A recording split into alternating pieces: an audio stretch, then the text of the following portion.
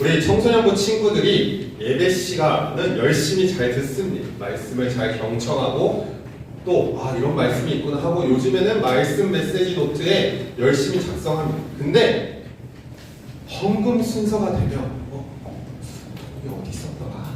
오늘 너무 많이 안 받았나? 하고 까먹었네. 그럼 다음 주에 내야지 라고 생각할 때가 있습니다. 또 마음이 편하지 않은 친구들도 있어요. 헌금은 내고는 싶은데 돈이 없어서 또 왜 헌금을 왜 하지? 왜 꼭 내야 하지? 라고 생각이 드는 친구들이 있습니다. 또 어떤 친구는 용돈도 많지 않은데 왜 이렇게 헌금까지 내야 되는 거야? 라고 부담스럽게 느끼는 친구들도 있습니다. 또 어떤 친구는 헌금을 드리지 못해 괜히 하나님 앞에 눈치가 보이고 때로는 사람들 앞에서도 눈치를 볼 때가 있습니다. 하지만 정작 헌금이 무엇인지 왜 드려야 하는지에 대해서 깊이 배워본 적이 없는 경우가 많다는 거예요. 그래서 헌금을 쉽게 오해됩니다. 헌금이 하나님과의 거래처럼 느껴질 때가 있어요. 하나님이 나에게 이렇게 해주셨으니까 나도 이만큼 낼게요 라고 생각하는 친구들이 있습니다.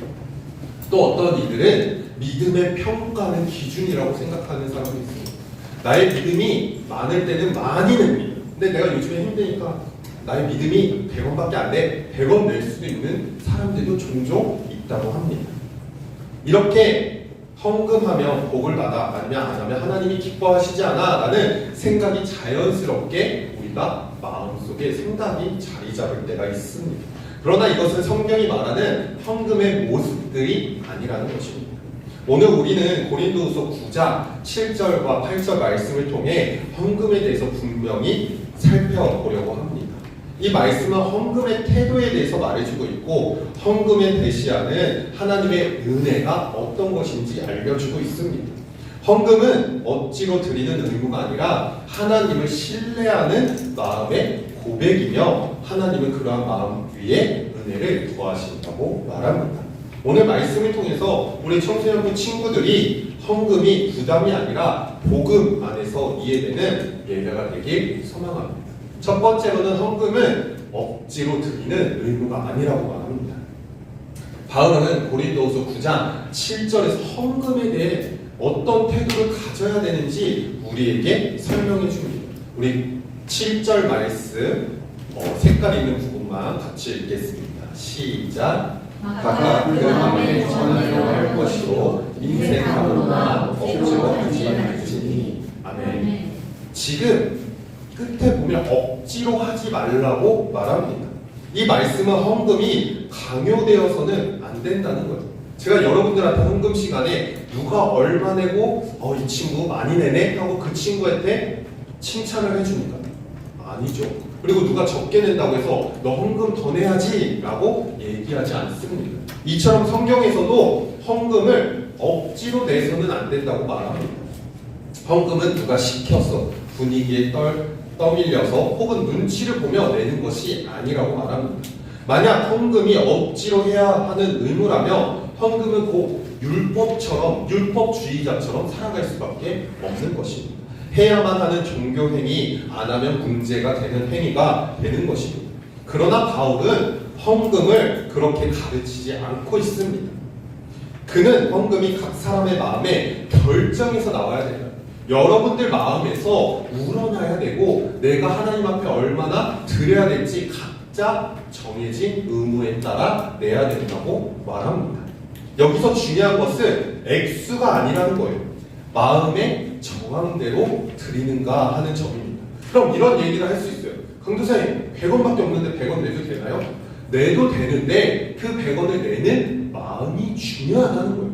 내가 어떤 마음, 오늘은 100원밖에 없네, 이런 마음이 아니라 오늘 내가 이 100원을 드리기 위해 어떤 마음으로 준비하고 헌금 시간에 어떤 마음으로 내야 하는지가 중요하다는 것입니다.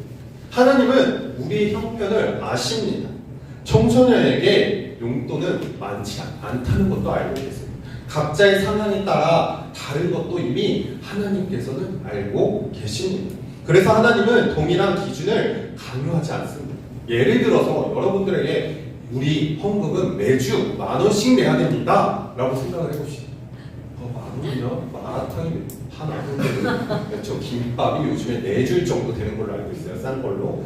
그럼 이 정도를 먹을 수 있는데 이런 기준을 잡으면 힘들다는 거예요. 형편이 다 다르고 낼 수 있는 기준이 다 다릅니다. 근데 하나님은 그래서 동일한 기준 이런 것을 정하지 않고 헌금은 비교의 대상이 아니라 믿음의 크기에 따라 드려야 된다고 말합니다. 이 말씀은 헌금을 드리지 못했을 때 불필요한 죄책감을 빠지지 않도록 우리의 마음을 지켜줍니다. 왜냐? 상황에 따라서 내가 많이 낼 수도 있고 적당히 낼 수도 있고 내지 못할 때가 있는데 매번 내지 못하면 우리의 마음이 불편할 때가 있어요. 근데 하나님은 그러한 마음도 보시고 상황에 따라 내라고 말씀하십니다. 즉 헌금은 억지로 드리는 의무가 아니라 하나님 앞에서 정직한 마음으로 드리는 예배의 표현이라고 말합니다. 하나님은 억지로 드려진 헌금보다는 진실한 마음을 기뻐하신다는 거예요. 그래서 오늘 강도사님 말씀 듣고 내 마음을 보신다니까 전 마음을 내겠습니다 막 이게 아니라 그래도 우리가 그 마음을 내기 위해서 표현을 내야 된다는 것입니다. 우리가 헌금을 대할 때 서로 바라보거나 또 비교하는 것이 아니라 누가 얼마를 드렸는지 기준으로 삼는 것이 아닌 하나님 앞에 우리의 마음이 얼만큼 드려졌는지를 바라보고 나아갔으면 좋겠습니다. 헌금은 사람에게 보여지는 행위가 아니라 하나님 앞에 드리는 예배이기 때문입니다. 그러므로 헌금을 드릴 때보다 우리의 액수보다는 우리의 마음 어떻게 하나님 앞에 나아가는지 하나님 앞에 정직한 예배자로 서는 우리 청소년부 친구들이 되기를 소망합니다. 두 번째는 하나님은 기꺼이 드리는 마음을 보신다고 말합니다. 오늘 우리가 읽은 고린도후서 9장 7절 말씀을 보면 이렇게 얘기합니다. 우리 색깔 있는 부분만 같이 한번 읽겠습니다. 하나님은 즐겨내는 자를 사랑하시느니라. 아멘. 이 즐겨내는 자라는 얘기가 무엇이냐? 기꺼이 온 마음 다해서 낸다는 것입니다. 하나님은 사랑하신다고 말하는 대상이 많이 내는 사람이 아니라 즐겨내는 사람을 사랑하신다고 말합니다. 이 말씀은 헌금의 본질이 액수가 아니라는 거예요. 간혹 우리가 헌금을 많이 내면 하나님이 기뻐하시겠지라고 착각하는 사람들이 있습니다. 하지만 그것이 아니라 즐겨낸다는 것은 억지나 두려움에서 나오는 것이 아니라 그것은 하나님의 신뢰하는 마음에서 나오는 자발적인 행동이라고 말합니다. 헌금은 하나님께 무엇을 받기 위해서 드리는 거래가 아니라 하나님을 신뢰하겠습니다라는 우리의 표현이기도 합니다. 하나님이 이 모든 것에 제 것이 아니라 하나님이 주신 것임을 믿고 내가 다시 하나님 앞에 드립니다라는 표현, 이 고백이 헌금 안에 담겨져 있는 거예요. 그래서 헌금은 하나님을 시험하는 행위가 아닙니다. 헌금을 했으니 하나님 내놔 주세요 이게 아니라 간혹 나는 이만큼 냈으니 하나님도 해주셔야지 않습니까? 라는 사람들도 종종 있다는 거예요. 근데 그게 아니에요. 거래가 아니라 우리가 마음으로 즐겨내는 것이라고 말합니다. 기꺼이 내는 것을 말하고 있습니다. 헌금을 이미 많은 받은 은혜에 대한 감사의 표현입니다. 하나님을 신뢰하는 믿음의 고백을 보십니다. 하나님은 헌금의 액수를 통해서 우리를 기준으로 나누지 않습니다. 만약에 기준으로 나눈다면 너무 힘들고 누군 이만큼 그걸 평가하는 모습은 하나님이 기뻐하시지 않습니다. 즐겨 드리는 헌금은 하나님과의 관계에서 드려지는 예배이며 하나님은 그런 예배자를 분명히 사랑하신다고 말합니다. 우리는 헌금을 드릴 때 하나님과 거래하는 마음이 아니라 이미 받은 은혜라는 거예요. 하나님께서 나에게 주신 은혜고 하나님께서 나에게 부어주신 그 놀라운 은혜에 감사함으로 또 하나님 앞에 헌금을 드리는 것입니다. 그래서 우리가 즐겨내는 자라고 표현하고 있고 저 안에 많은 표현들 기꺼이 내 온 마음 다해 전심을 다해 드린다는 표현이 있는 것입니다. 하나님을 신뢰하며 기꺼이 마음을 드리는 이 헌금이 참된 예배자임을 기억했으면 좋겠습니다. 액수보다는 하나님을 향한 마음의 방향을 먼저 점검하며 즐거움이 아니라 신뢰로 드리는 헌금을 배우는 우리 청소년부가 되길 소망합니다. 우리가 매달 한 번씩 성경 헌금을 드립니다. 근데 간혹 나 헌금밖에 안 갖고 왔는데 이 헌금 성경금에 넣어야지? 라는 친구들이 있어요. 근데 뭐 내는 거에 따라서 하나님이 당연히 기뻐 받으십니다. 근데 우리의 마음이 즐겨내기 위해서는 헌금도 미리 준비해야 된다는 거예요. 기꺼이 내기 위해서는 그냥 내 주머니에 있는 돈을 그냥 팍 내는 것이 아니라 온전히 하나님 앞에 감사함으로 드리기 위해서 구분되어 주일 헌금과 또 성경금을 우리가 구분해서 준비하며 내야 되는 것입니다. 그러므로 우리가 즐겨내는 자, 하나님께서 사랑하신 것처럼 우리도 하나님 앞에 기꺼이 내며 나아가는 우리 청소년부 친구들이 되길 소망합니다. 그럼 우리가 헌금을 내고 나아갈 때 하나님은 어떻게 해주시냐? 세 번째로는 하나님은 은혜로 넉넉하게 하시는 분이십니다. 고린도후서 9장 8절 말씀에서 바울은 헌금 이후의 삶을 이렇게 설명합니다. 우리 8절 말씀 다 같이 읽겠습니다. 하나님이 능히 모든 은혜를 너희에게 넘쳐나게 하시니 이는 너희로 모든 일을 항상 모든 것이 넉넉하여 모든 착한 일을 넘치게 하게 하려 하십니다. 아멘. 여기서 중요한 것은 하나님의 은혜가 역사하신다는 사실입니다. 헌금은 하나님의 은혜를 끌어내는 조건이 아니라는 거예요. 오히려 헌금은 이미 은혜 가운데 살아가는 우리 성도들의 삶 속에서 나타나는 모습이라는 것입니다. 바울은 하나님께서 모든 은혜가 넘치게 하셔서 모든 성도들이 모든 일에 항상 모든 것이 넉넉하여 모든 착한 일을 넘치게 하려 하심이라 라고 말합니다. 이 말씀은 헌금이 개인의 손해로 끝나는 것이 아니라 하나님 나라의 선한 일로 이어지도록 하나님이 책임지신다고 약속합니다. 우리 청소년분이 매달 내는 이 헌금을 통해서 성경금을 통해서 그 청소년 센터에서는 아름답게 쓰여진다는 거예요. 그것이 하나님의 역사, 책임으로 쓰여진다고 말합니다. 여기서 중요한 점은 이 넉넉함이 반드시 물질적 풍요만을 요구하는 것이 아니라 여기서 우리가 헌금을 냈으니 하나님이 나도 똑같이 풍성하게 넉넉하게 해줄 거야 라고 생각하며 그래 내가 헌금을 열심히 냈으니까 넉넉하게 채워주신댔지 더 많이 주실 거야 라고 생각하는 것이 아니라 하나님은 그리스도의 모든 성도가 하나님의 뜻에 따라 살아갈 수 있도록 필요와 은혜를 넉넉하게 채워주신다는 것입니다. 헌금은 하나님께서 우리의 삶을 붙드시고 인도하신다는 사실을 신뢰하는 고백이라고 합니다. 그래서 헌금은 두려움에서 나오는 행동이 아니라 강요가 아니라 의무가 아닌 우리의 마음에 즐겨내어 하나님이 기뻐 받으신다는 것입니다. 은혜를 신뢰하는 믿음에서 반응이 나타납니다.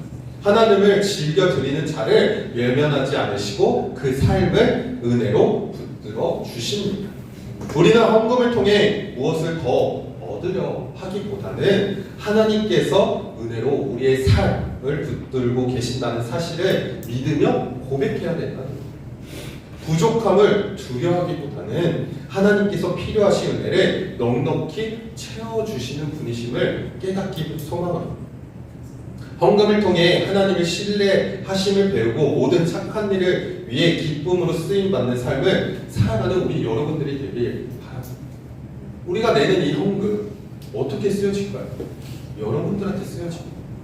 우리가 내지 않으면 그렇다고 우리에게 오지 않을까요? 그건 아니지만 그래도 우리가 받은 만큼 또 우리가 하나님 앞에 내고 싶은 마음을 기꺼이 드리는 여러분들이 되었으면 좋겠습니다. 하나님은 그 기꺼이 즐겨내는 자를 사랑하신다고 말합니다. 그리고 그때 넉넉하게 채워주십니다. 물질적인 부분이 아니라 여러 가지 많은 은혜를 넘쳐서 우리의 필요를 아시고 채워주심을 믿고 그 넉넉하게 채워주신 주님만을 바라보고 나아가는 여러분들이 되길 소망합니다. 오늘 말씀을 통해 우리는 헌금이 무엇인지를 살펴보았습니다. 이 헌금에 대해서 설교를 하자면 더 깊게, 더 중요하게 나눌 수도 있지만 청소년부 여러분들에게 간략하게 세 가지를 통해서 얘기했습니다. 헌금은 분명히 억지로 드리는 의무가 아니며 하나님과 거래하는 수단도 아닙니다. 헌금은 하나님을 신뢰하는 마음의 고백이며 하나님은 그런 마음 위에 은혜를 더하신다고 분명하게 말해주고 있습니다. 혹시 헌금이 아직 부담스럽게 느끼진다면 그 마음을 숨기지 않아도 됩니다. 하나님은 우리의 형편과 상황을 아시는 분이기 때문에 억지로 드리는 헌금보다는 정직한 마음으로 하나님 앞에 서는 예배를 기뻐하십니다.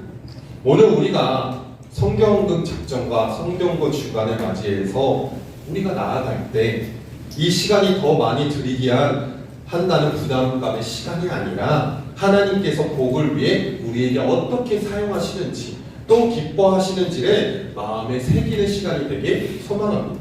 성경헌금은 우리가 직접 가지는 못하는 자리에도 복음이 전해진다는 것입니다. 우리가 헌금을 냈을 뿐인데 우리의 헌금을 통해서 우리가 직접 가지는 못하지만 그곳에 쓰여짐을 통해서 하나님의 역사심이 드러나는 것입니다. 우리가 이 마음의 고백들이 일어났으면 좋겠습니다. 하나님 나라를 향한 우리의 마음이 함께 드려지는 예배라는 거예요. 단순히 말씀을 듣고 끝나고 기도하고 끝나는 것이 아니라 우리가 드려지는 이 물질을 통해서 또 예배로 이어진다는 것이. 그러므로 헌금을 통해 믿음의 크기를 증명하기보다는 헌금을 통해 하나님의 신뢰하는 고백이 드러나길 바랍니다. 하나님은 기꺼이 드리는 마음을 사랑하시며 복음을 위해 드려진 헌금을 통해 필요의 은혜를 넉넉히 채워주십니다. 우리 또한 채워주시지만 이 헌금을 통해 또 필요한 곳에도 넉넉하게 공급하시는 분이십니다. 이 예배가 헌금의 한 순서에서 끝나지 않고 복음을 향한 마음과 삶의 전체로 이어지는 예배가 되길 소망합니다. 예배 형식들만 그냥 찬양하고 기도하고 말씀 듣고 헌금 시간이니까 헌금을 내는 것이 아니라 모든 것이 예배로 드려지는 순서가 되길 바랍니다. 그때 하나님을 신뢰하고 하나님을 바라보고 또 하나님이 우리 청소년부를 통해서 어떠한 선교의 마음을 품고 계신지 또 우리의 헌금을 통해서 하나님이 주시는 넉넉한 은혜가 무엇인지를 바라보길 소망합니다.